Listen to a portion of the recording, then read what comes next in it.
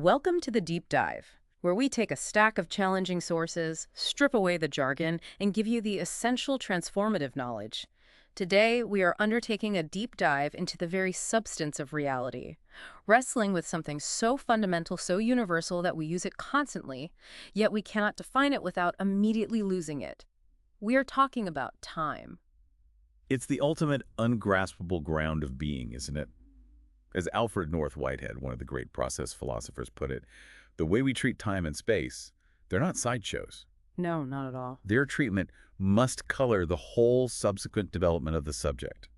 I mean, if you get time wrong, you get everything that happens in time wrong. I think that captures the philosophical weight perfectly.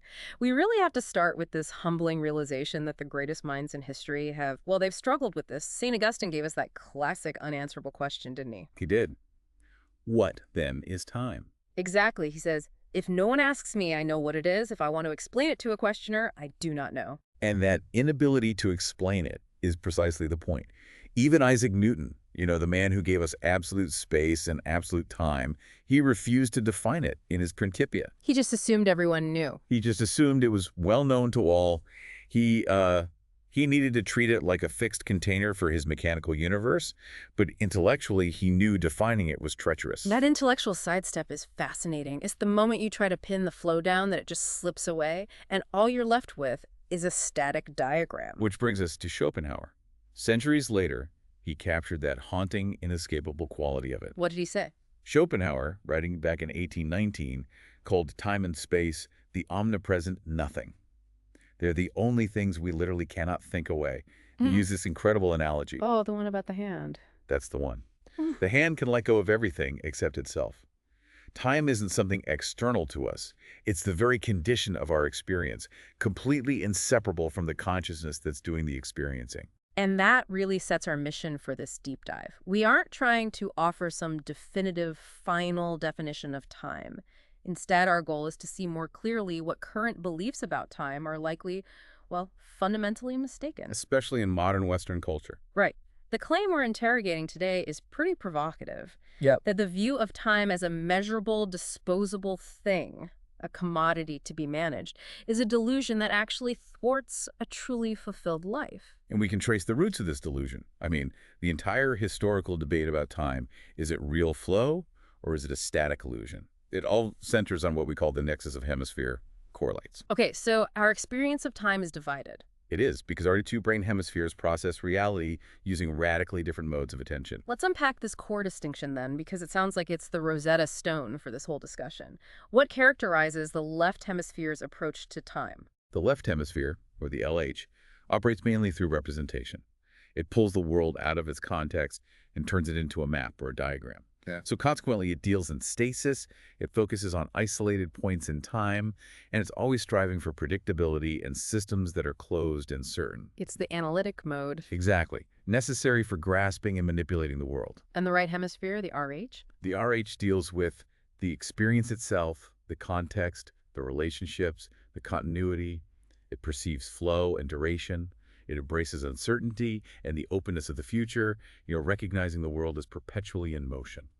So the RH is the better witness to reality. We'd argue it is, because it processes the continuous, complex world before the LH jumps in to carve it all up for utility. So we're not just saying both takes are equally valid here.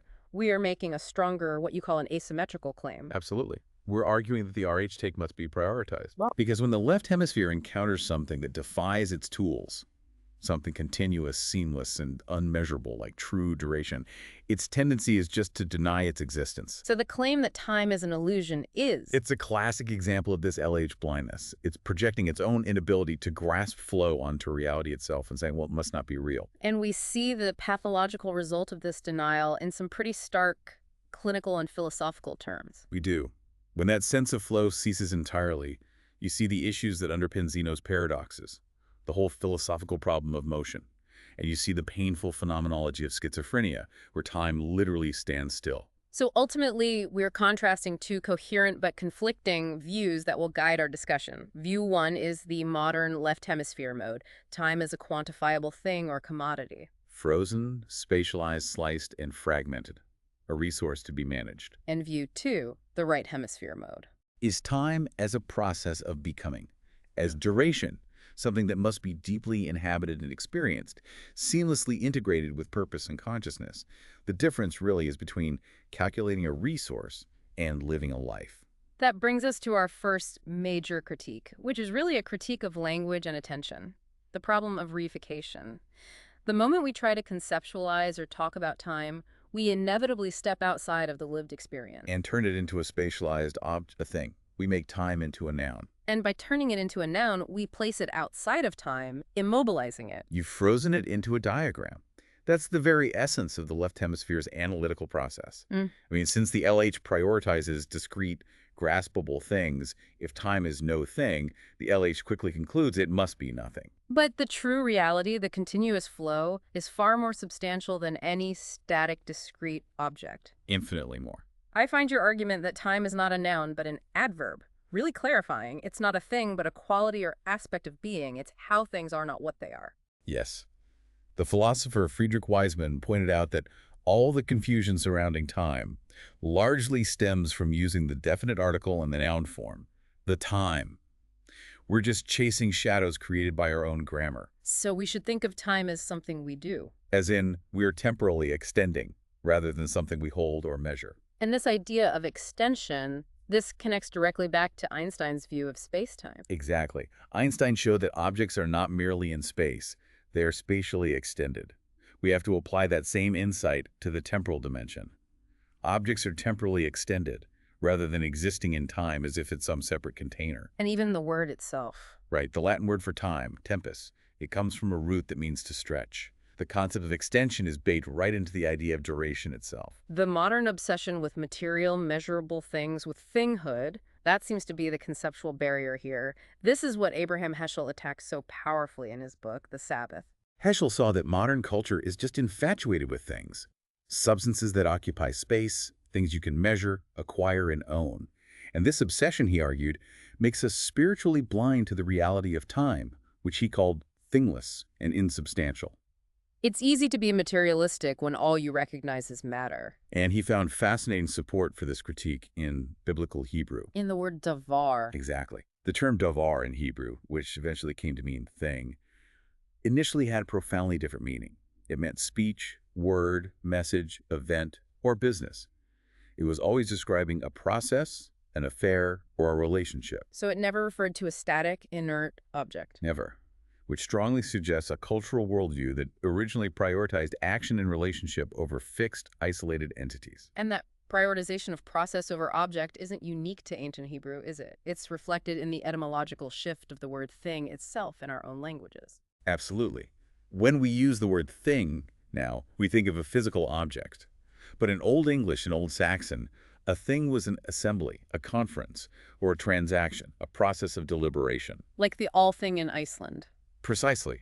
Iceland's ancient parliament, the Althing, retains this original meaning. It's literally the assembly, a continuous, fluid process of governance.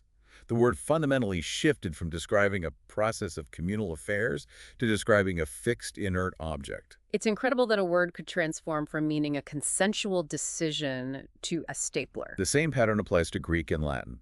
The Greek pragma originally meant action or deed. It's the root of pragmatic. It was only later, largely through the categorization efforts of Plato and Aristotle, that pragma was converted into a concrete, real thing. The foundation of Western abstraction. Yes, and similarly, the Latin res meant an issue or matter of concern. We still use res correspondence to mean in the matter of, not in the object of. So the conclusion of this historical and linguistic detour is profoundly important. Things, as we think of them, as fixed objects, they're secondary. They're products of focused left hemisphere attention that seeks to isolate and categorize events in time. They're not fixed entities at all. They're merely events occurring at a pace that is convenient for our perception. And that convenience of categorization starts subtly, often with grammar. The arrival of the definite article in languages like Greek, for instance, that's philosophically revolutionary. It is, because it allows you to take an adjective describing an experience, a beautiful experience, and instantly abstract it into a fixed, capitalized noun, the beautiful or just beauty. And that grammatical move instantly generates the Platonic dichotomy. It splits the world into the messy, sensory, changeable realm of phenomena and the idealized, fixed, abstract world of ideas. And this split is not inevitable. As you said, languages like Japanese, which lack that easy mechanism for creating abstract nouns, they never developed that fundamental philosophical dichotomy. Their reality remained more seamlessly integrated, less prone to abstraction. So, if our grammar leads us to create these concrete nouns, we also create the illusion of permanence and separation. But as we established, permanence is purely relative to the timescale you're looking at. Absolutely. The distinction between an object and a process is only a matter of speed. We see a candle flame as a process because it changes rapidly. We see a granite mountain as an object because it changes slowly relative to our lifespan. But on a cosmic or geological timescale, That mountain erupts, erodes, and flows like a viscous liquid. The boundaries between objects are just boundaries of convenience imposed by our perception. Fundamentally, everything is flow. so if reality is flow, the left hemisphere, in its need for utility and analysis and fixed points, has to impose stasis. Julian Jaynes described this as the inevitable spatialization of time required for consciousness. Jaynes argued that consciousness, operating the LH mode, it can't deal with raw duration, the diachronic. It has to convert duration into the synchronic side-by-sideness, or a spatial arrangement, just to process it. It takes time, abstracts it, and views it as a spatial line or a series of immobile points. It removes it from time itself. And language is the chief instrument of this spatialization. Language, the LH mode of operation par excellence, it compels us to spatialize. We talk about long or short periods of time, importing spatial metaphors to describe temporal extent. And this spatialization creates the dominant Western linear representation of time. The arrow. The arrow flying irreversibly from past to future, which is the engine for the myth of progress and constant forward movement. And you contrast that linear arrow with circular time. Circular time, which you find predominantly in Chinese, Indian, or Native American societies, is the time of the body, of generations, and of the natural world. Seasons, cycles, birth, and decay. It connects us to the cosmos. It does. Yeah. It makes our relationship to the world porous and allows us to dwell deeply. Linear time, by contrast, is highly individual, abstract, and buffered. It keeps the world at arm's length. And yet we take pleasure when we see the triumph of that flow over our attempts at stasis. This is why old surfaces, stone, wood, are so beautiful to us. That aesthetic pleasure is profound. It's the realization that process is substantial. It is the victory of memento mori over the static monument.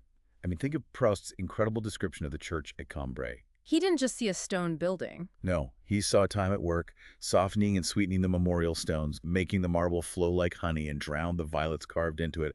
The rigid, fixed monument of human effort yields to the continuous, vital movement of nature. The stone is changing just very, very slowly. That makes the flow feel substantial, not merely abstract. And this loops us back to the relationship between movement, time, and space. Right. Movement requires both time and space. Time is fundamentally inconceivable without movement and change. They aren't empty containers waiting to be filled. They are realms of potential, meaningful only in relation to a conscious being that inhabits them. And the moment we view them from the outside, Through the lens of representation, time loses its single, crucial dimension, duration. This freezing is the unavoidable treachery of the LH intellect. while we're critiquing the philosophical dominance of this spatialized linear time, we have to acknowledge that over the short term, linearity is a necessary tool for survival and communication. Oh, absolutely. You need linearity to talk about yesterday and tomorrow. But the mind's habit of spatializing time is so strong that even the direction of that line is culturally relative, which just proves how arbitrary our map really is. It is stunningly arbitrary. In Western culture, the past is behind us and the future is ahead. We walk into the future. But look at the Aymara language in Peru or Malagasy speakers. For them, the future is explicitly behind us. Because you can't see it. Exactly. And the past is in front of us because it is visible to the mind's eye. That is a fundamental reversal. We just assume the future must be in the direction of sight, yet these cultures prioritize the visibility of memory. Why would you project the unseen into the space you are facing? The seen, the past, is what's immediately available. Or think about the Chinese time axes, which are sometimes vertical, above and below, in addition to horizontal. Maybe related to their script direction. Potentially. Or the Pormpura Aboriginal community in Australia, whose time direction adheres only to the east-west axis of the sun, completely independent of where the speaker is facing.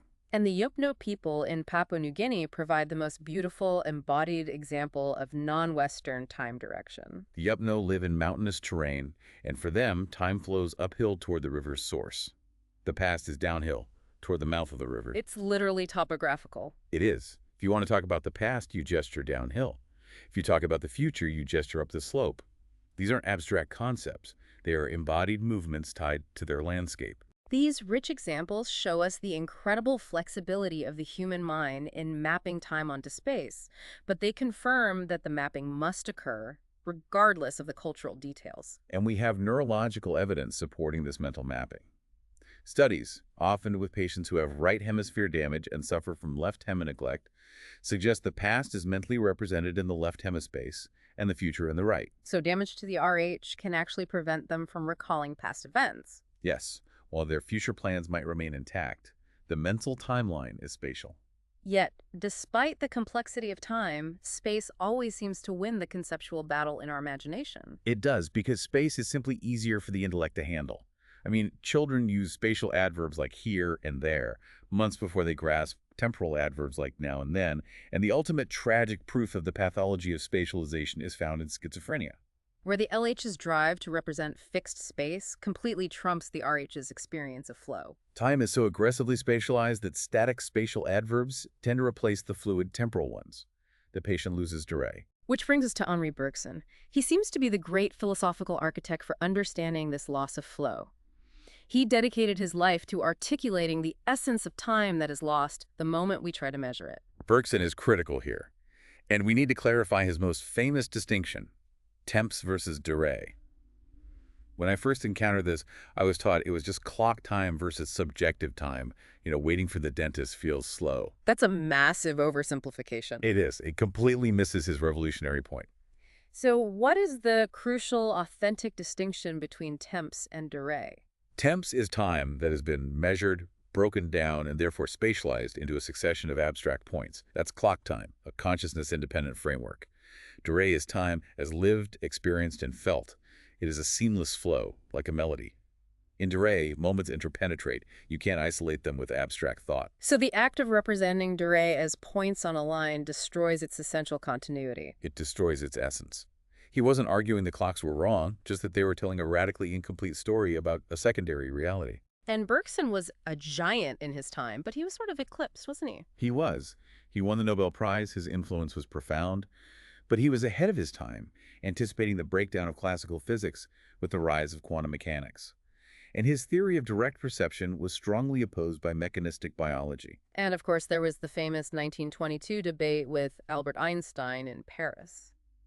That debate is often framed as a clash between the philosopher of flow, a Heraclitus, and the physicist of stasis, a Parmenides. But they're better viewed as complementary. So Bergson wasn't disputing the technical findings of relativity. No, not at all. He wasn't questioning that clocks measure relative rates based on velocity. His argument was that relativity related only to clocks and measurement, making its description of time radically incomplete. Time, as the condition of consciousness, remained untouched by purely scientific formulation. And now, a century later, modern physics is lending support to Bergson's intuition. It is a remarkable vindication. Einstein's preferred model, the static block universe, where all time is equally real, it just cannot be reconciled with quantum mechanics. Quantum physics deals with processes and inherent unpredictability. So the reality of flow and continuous change, Bergson's core argument, actually aligns better with modern quantum field theory. It does. Louis de Broglie, a pioneer of quantum theory, explicitly argued that relativity pushed the spatialization of time to its extreme limit, but it couldn't interpret quantum phenomena, which probe more profound strata of reality. Bergson saw that the measurement itself imposes the fixity. Exactly. De Broglie recognized that Bergson's earlier work, Time and Free Will, anticipated the key insights of Niels Bohr and Werner Heisenberg on wave mechanics by 40 years.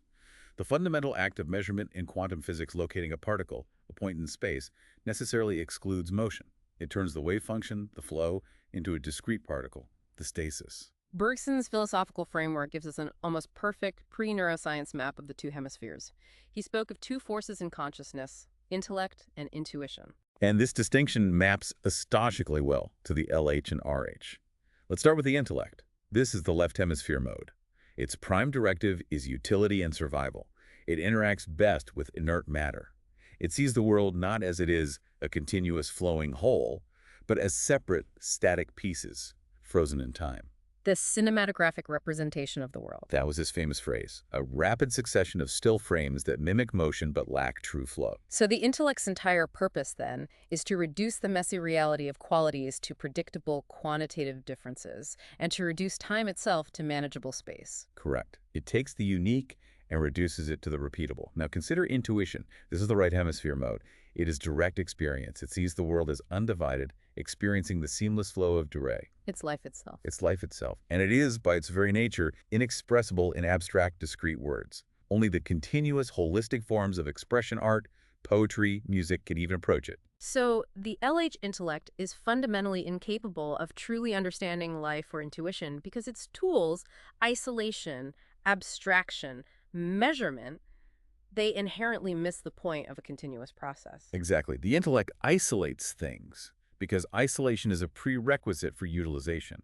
The very word object, objectus, means thrown against. It's something thrown against us for grasping, measurement, and utility. The world is cataloged not for metaphysical truth, but for survival and action. This philosophical insight is beautifully reinforced by physicists themselves when they critique their own tools. I'm thinking of Lee Smolens's critique of what he called the spatialization fallacy. Smolens states that the fallacy of a spatialization of time is confusing the representation, the LH's map of motion, with time itself. We have confused the diagram for the reality. Timelessness and mathematics are properties of these representations, not of real motion. Motion requires time. So the LH tendency driven by utility works upon the phantom of duration, believing the phantom is the real thing. That's it. Let's focus on Bergson's insistence that flow is substantial. He claimed that the essence of durée is to flow, and change itself is not secondary, but real and substantial, il est même substantiel.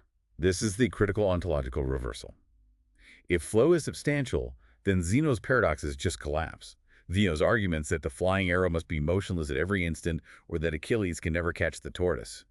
They only work if you atomize reality into distinct, separable chunks. So atomism applies only to the LH's map. Exactly. If you impose stasis, if you stop time's flow to find states or snapshots, you destroy time's very nature because time is flow. Bergson argued that movement must have priority over the things that move. Right. The things are simply abstractions, conveniences pulled out of the continuous movement. As Schopenhauer also pointed out, time consists in nothing but movement without anything that moves. There are changes, but there is no fixed, static substratum underneath that change. Movement does not imply a discrete mobile. It doesn't. We can't know the dancer from the dance. That Yeats analogy is perfect here. It captures the indivisibility of flow and subject. It does. Our customary post-Cartesian philosophy sees things as primary. They provide the substance that stands under the phenomena. Bergson reverses this. Reality is the ever-moving continuous experience, the flow. Things are secondary, static products of perception that supervene on the flow, not the other way around. He used the musical metaphor extensively to help us grasp this continuous, indivisible reality of experience. He called consciousness the continuous melody of our inner life. Think about listening to a melody. You get the purest impression of succession and continuity. The moments interpenetrate. The continuity is what constitutes true duration. And if you analyze that melody into distinct notes, Slices or atomic points, you are imposing spatial images, the LH mode of operation, and you have lost the musicality, the essence of the flow. the brain is doing this division for a very specific reason: utility. Yes. The brain, particularly the LH, selects and isolates only the part of reality that interests us for immediate action. We classify, label, and atomize things for utilitarian purposes. The necessities of action restrict our field of vision. We cut a distinct perception from what is actually a wider canvas. But the great artist, Bergson noted, perceives that wider canvas. The artist's faculty of perceiving is less adherent to life, meaning it is less tethered to the utilitarian needs of grasping and surviving. The artist sees the connections, the background, the context, the flow. That is the right hemisphere mode, perceiving the world not as a catalog of objects, but as a continuous field of relations. So the ultimate goal of philosophy, according to Bergson, is to temporarily divorce our attention from utility. It is turning this attention aside from the part of the universe which interests us from a practical viewpoint and turning it back toward what serves no practical purpose. It's a momentary detachment from the demands of action, allowing us to see the flow as the substantial reality that underlies our convenient categorization of things. If flow is the substantial reality, then the opposite, stasis and fragmentation, is the philosophical starting point for some serious delusion. We can trace its modern philosophical origins to Descartes. Right, because he deliberately excluded the holistic relational understanding provided by the RH. So his radical focus on the analytic intellect meant he was forced to view time as composed of static, self-enclosed, irreducible atomic points. Which forced him into seeing reality as a jittering sequence of static moments, as William James so vividly described it. This leads to the precarious belief that the thing which endures may cease to be at any given moment. It sounds horrifying. The world is constantly being replaced by an identical but separate photograph. Abstraction generates a world that dies and is born anew at every instant, always on the verge of non-existence. And that profound philosophical difficulty experienced through pure LH abstraction is replicated, tragically and non-metaphorically, in the clinical phenomenology of schizophrenia. Explain this parallel. How does the loss of flow manifest clinically? The loss of the integrating power of time is central to schizophrenia. It leads to what Minkowski called morbid dualism. The synthesis between mind and body breaks down as the static world of concepts and fixed percepts replaces the dynamic world of lived experience, So patients lose the continuous thread of life. resulting in profound alienation and incomprehension. You mentioned the testimony about faces constantly changing and becoming unrecognizable. Right. Because the continuity over time is gone, there is no integrated process. Everything becomes a substitution of one static percept for another. A loved one's face, changing slightly, becomes alien and unrecognizable. But the most devastating symptom related to time is Zeitstillstand. Time stands still. What do patients describe? The testimony is harrowing. One patient reported, "Time stands still is never-ending. I live in a motionless eternity." Another would watch the clock. The pendulum swung, the gears ticked, but the hands never moved forward, The feeling is that the past, present, and future have been wiped out. leaving only a static, terrifying, immediate present devoid of motion or meaning. So when the dynamic aspects of life weaken, there is a corresponding overgrowth of the fixed and rational. Precisely. The psychiatrist Thomas Fuchs noted this characteristic imbalance, a weakening of the dynamic aspects of life and a corresponding hypertrophy, an overgrowth of the fixed, rational, and geometrical elements. If time fails to integrate, the LH seeks to anchor itself in what is static and measurable. And the patients explicitly articulate this desire for immobility. Yes. The patient who said, "I love immutable objects. Stone is immobile. The train passes by an embankment. The train does not exist for me. I wish only to construct the embankment." That is the ultimate spatialization of time in a clinical setting. By focusing solely on the fixed, rational, and unmoving the embankment, the patient denies the reality of motion and life, the train. And we have measurable data supporting the hemisphere bias here. Indeed. Schizophrenic patients show significantly lower activation in right hemisphere regions that are critical for time perception.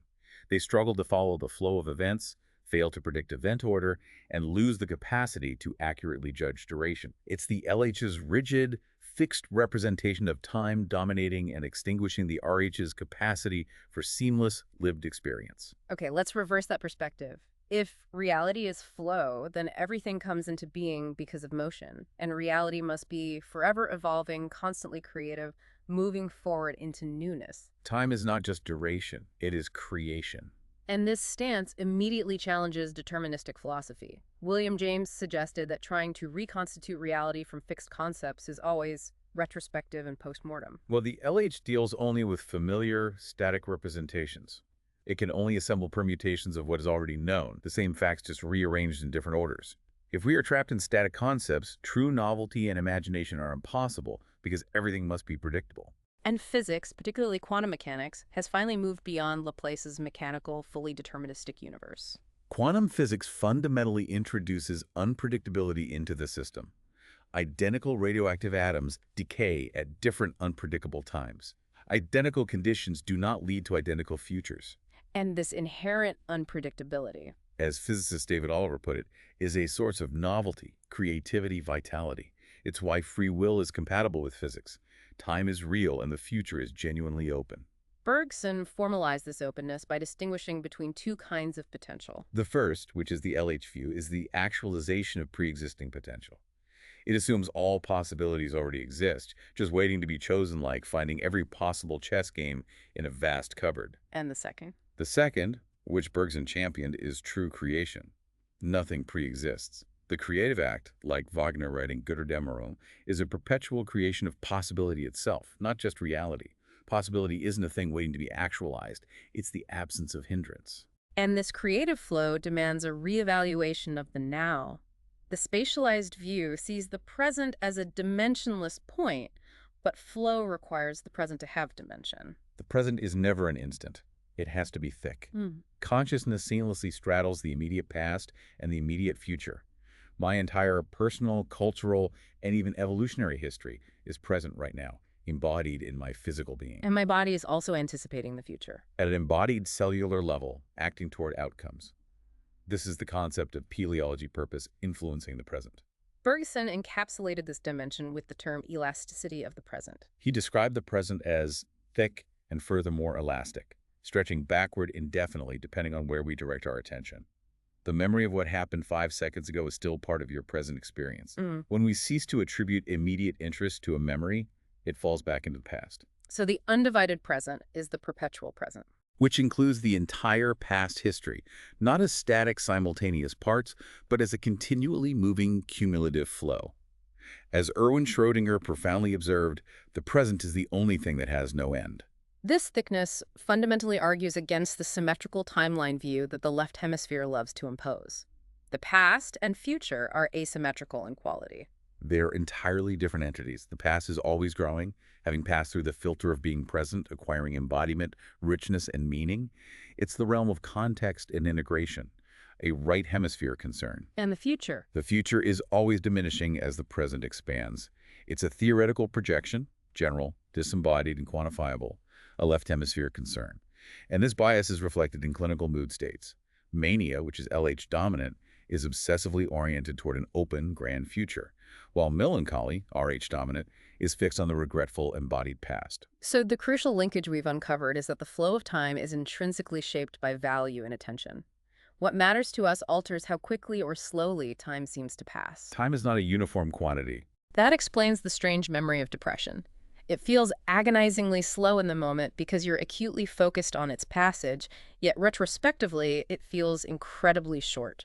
The retrospective shortness is due to emptiness. There was nothing meaningful or novel there to remember, no complexity of experience to file away. And this helps us understand that common question.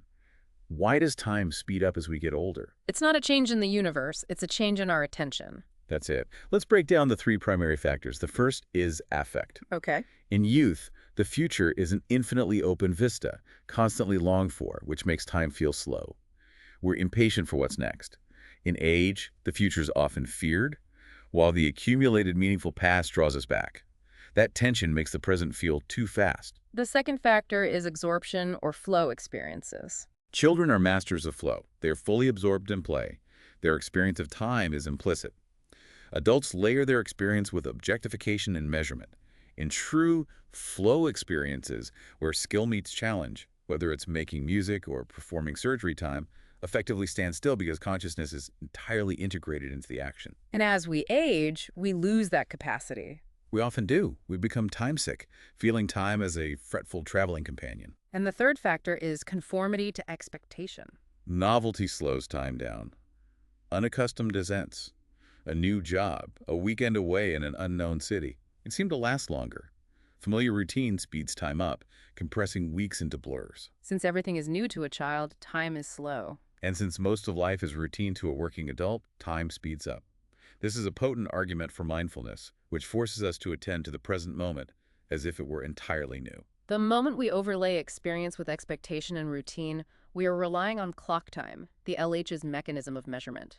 This brings us back to Smolin's critique that physics itself is reliant on a convenient fiction. Smolin noted that all established theories of physics rely on the fiction of dividing the world into a changing system and a fixed, unchanging background, the external clock, the absolute ruler.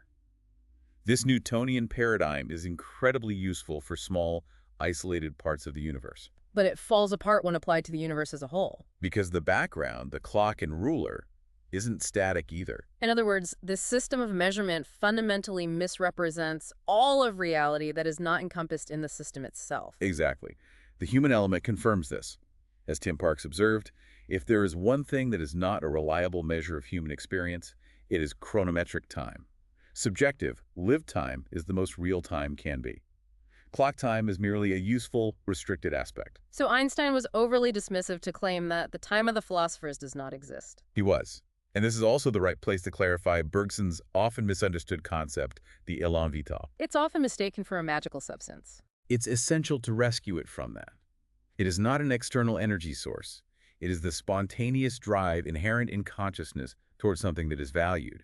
It's the intentional arc, the effective directed energy required for continuous pursuit of a goal. It's the dynamic element that allows us to be creative, active beings. So the clock, like language or money, is an abstract, ideal symbol running parallel to the real world. It is a construct of the intellect that offers a standardized reference point. But it only has meaning when it cashes out in rich, lived experience. Jorge Luis Borges reminds us that time is fundamentally not regular. All pesos are equal, while every day, perhaps every hour, is different. To quantify time, to see only clock time, is to miss the richness of quality. The tyranny of measurement also manifests in our linear idea of causation. A precedes B. This is an LH construct that works beautifully at an intermediate scale, like simple mechanics. But it quickly breaks down at the lowest, quantum, and highest organismic scales. This linear chain of cause and effect is just inadequate for describing complex reality.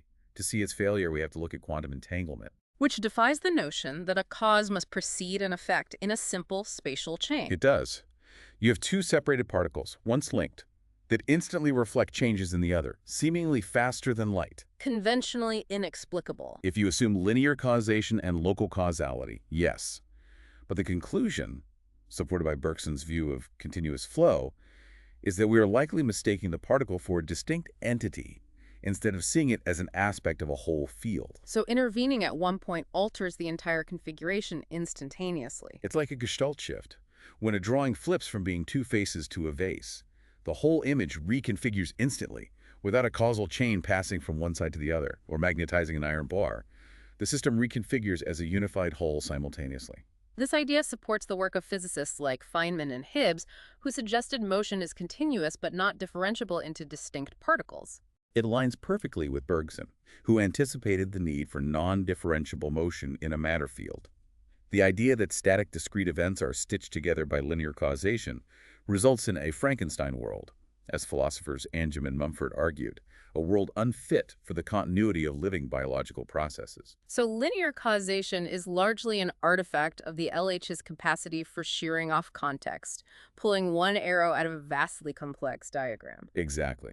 Newtonian frameworks, so successful for describing small, isolated parts, fail when applied to the universe as a whole. Scale changes not just quantity, but the kind of phenomenon we're viewing. And this complexity forces us to reconsider Aristotle's four causes. We've become obsessed with the efficient cause. What immediately precedes the effect, but what about the final cause? The final cause, or purpose, is crucial. The purpose of the horseshoe, to protect the horse's hoof, is why it was made. The future purpose extends an influence back into the past, guiding the craftsman's efficient actions in the present. Causation is not a simple linear chain. This sounds almost like the mind-brain relationship itself, which you suggest might be a form of entanglement. It's a compelling model. We often struggle to say if the mind causes the brain or the brain causes the mind. Perhaps they're better considered as aspects of one and the same event. Neither causes the other. Their coexistence creates the phenomenon of entanglement. It's a unified field, not a causal chain. This notion of flow and field brings us to the profound relationship between time and the infinite. Bergson provided a beautiful definition of the infinite. He did. Anything that lends itself simultaneously to an indivisible apprehension and an inexhaustible enumeration. Time and movement share this paradoxical quality. And the ultimate infinite we contrast time with is eternity. Is eternity simply the stopping of time? That is the common intellectual mistake, the LH's attempt to conceptualize infinity as stasis. The theologian Alexander Schmemann offers a powerful corrective.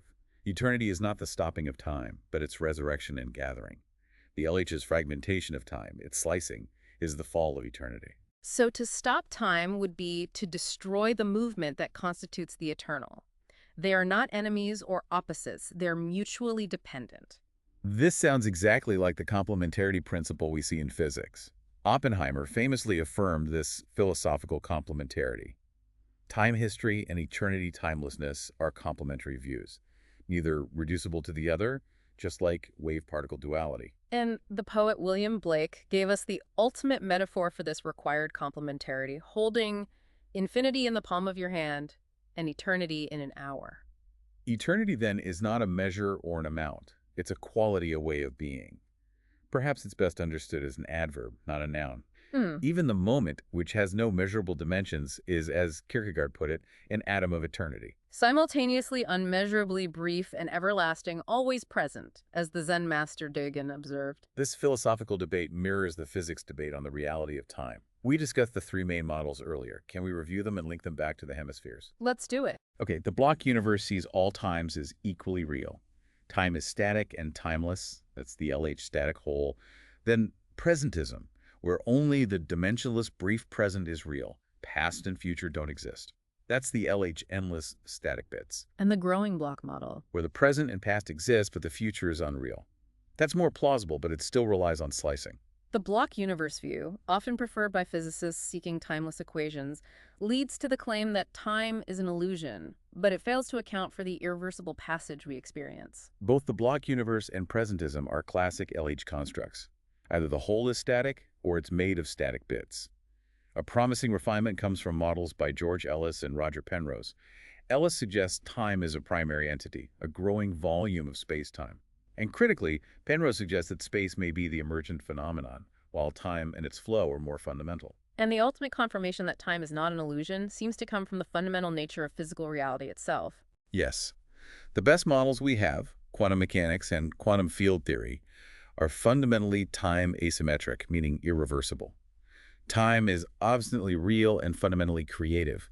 Ilya Prigogine emphasized that nature achieves its most complex, beautiful structures, like life, through irreversible processes associated with the arrow of time, The universe must be asymmetric in time. constantly generating structure and novelty. This philosophical mistake, believing that what is timeless is real and what is time-bound is inferior, has damaging consequences for how we live today, leading to the modernist fantasy of defying time and embracing perpetual stasis. We see it in the obsession with anti-aging, the focus on external quantifiable health markers, and even the push for cryogenics, the ultimate denial of the flow. But the most pervasive consequence is the idea of time as a quantifiable resource. Which aligns perfectly with the left hemisphere's utilitarian measuring tendency. Benjamin Franklin's famous dictum, "Time is money," established time as an exchangeable commodity. Time becomes chunks that can be saved, wasted, or, astonishingly, stolen. I remember that report claiming time theft chatting or long lunches was America's #1 crime. When time is a commodity, the result is that we rush our lives indiscriminately to pack more in. We multitask constantly, reducing the overall value of each experience. This frantic drive, the constant chasing of a phantasm, leads to poor quality work, failure to process deeply, and a failure to be fully present in the moment. We are constantly trying to defy the flow by optimizing it. This is the philosophy that the slow movement resists. You shared an anecdote about the Greek olive harvest that beautifully illustrates the loss of value when speed is prioritized over meaning. Historically, the olive harvest was a process that took 3 days of shared, embodied, convivial work. There was singing, laughter, storytelling, community binding everyone to the land. Now, modern industrial equipment does the extraction in one high-speed, noisy morning. Replacing that meaningful experience with mechanical extractive labor. And the critical question is, what are we doing with the time retrieved? And was the lost communal experience not inherently more valuable to our collective well-being than the time saved? The ancient Greeks would have found our obsession with productive work baffling. They absolutely would. They saw leisure, scholi, the root of our word school, as the purpose of life, not mere laziness or idleness.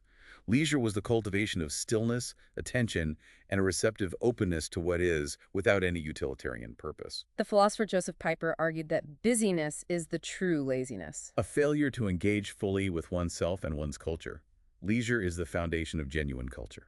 And this failure to engage fully with life's flow, this right hemisphere deficit, is linked to a profoundly modern concept: boredom. Boredom is not just restlessness. It's linked to a failure to sustain attention and an inability to be attuned to life's flow. It is a hallmark of right hemisphere deficit conditions like ADHD. When attention fails, time feels interminable, endless, and timeless. The very condition Minkowski described as the loss of life's momentum. So, to circle back to where we started with Augustine, time is not the enemy. The attempt to think it away is tempting only because flow is recalcitrant to left hemisphere language and rational thought. But the integrated conclusion, harmonizing brain science, intuition, and reason, is that time is real, essential flow, and the absolute condition of existence itself. We must remember Augustine's ultimate realization. The world is not made in time, but with time. This deep dive has been a powerful journey into recognizing our own limitations in perceiving reality. Let's briefly recap the essential takeaways. The core conflict driving all disagreements about time flow versus slices is rooted in our two asymmetrical modes of attention. The right hemisphere sees continuous reality, And the left hemisphere sees fixed representation. and we must decisively prioritize the right hemisphere's view. Time is real flow, inseparable from creation, is duration, is asymmetrical, and leaves the future open and fundamentally creative. The fatal mistake of Western rationalism has been believing that what is bound in time and change is an illusion, and only what is timeless is true and real. But time is not a tyrant or an external constraint imposed upon us. It is the force field of individuation, freedom, and creativity. Without time, there is no novelty, no meaning, no being, and no story worth telling. And that leaves you with one final provocative thought, inspired by the poet Rilke's reflection on impermanence and the divine creative act. You, the individual, strive to last forever to achieve permanence. But could you possibly be used by the divine if you were not ephemeral? Ask yourself this: how do you truly know that the world that passes is inferior to an imagined world in which nothing passed? Where would the value be if there were no creation, no loss, and no flow? Thank you for diving deep with us today. We'll see you next time for another deep dive.